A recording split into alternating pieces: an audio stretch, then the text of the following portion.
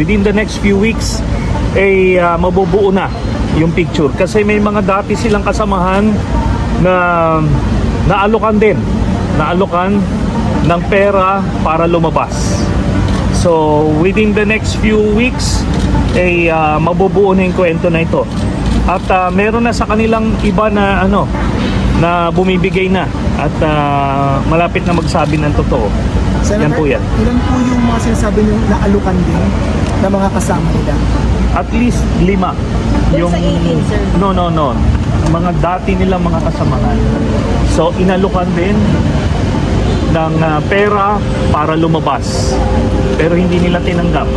So, yun ang dito. Sir, nasa active pa po ba yung 5 na ito, sir? Or mga retirado na rin? Meron na sa active, merong mga retired rin.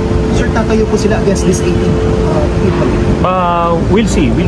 I will not preempt their moves. Pero dito mismo sa 18 na to, may mga umamin na talagang wala silang alam. Okay, kaya nabubuo na yung picture dito. At tinuturo nila kung sino yung nag-alok sa kanila, sino yung nagdidikta kung ano yung sasabihin nila. Yan po yun. Sir, yung mga sinasabi niyong bumibigay, paano po nakarating sa inyo yung information? Lumapit po ba sa company niyo mismo or may nasabi po sa inyo?